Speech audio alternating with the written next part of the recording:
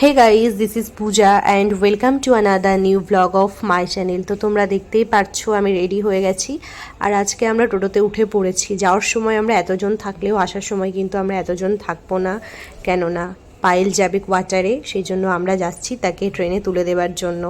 আর আমরা টোটো করে চলে যাচ্ছি স্টেশনের উদ্দেশ্যে। আর এই যে আমাদের রিভান কোনো গাড়িতে উঠলেই ও ভীষণ খুশি হয়ে যায়, মানে কোথাও গেলেই ওর মন একদম আনন্দে উচ্ছ্বসিত হয়ে থাকে, সেই জন্য আর কি।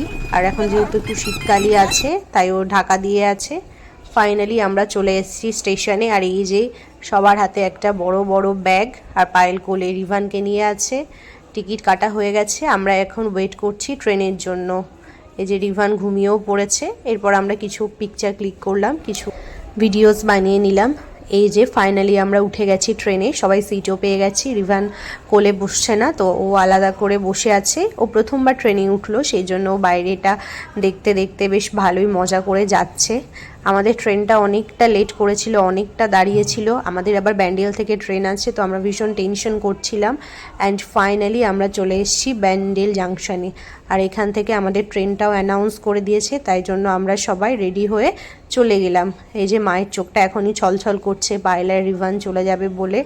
ফাইনালি ট্রেন ঢুকছে স্টেশনের দিকে।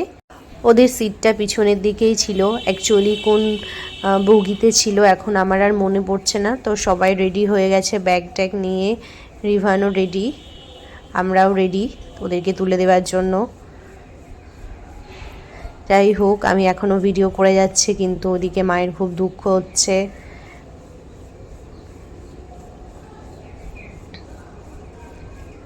এই যে রিভানকে লাস্টবারের মতো আমি একটু গালটা টিপে দিলাম। ও তো আমার কোলে আসতেই চায় না, একদমই আসতে চায় না, আর আসলে আমাকে সব সময় মারে। তো এই আর কি।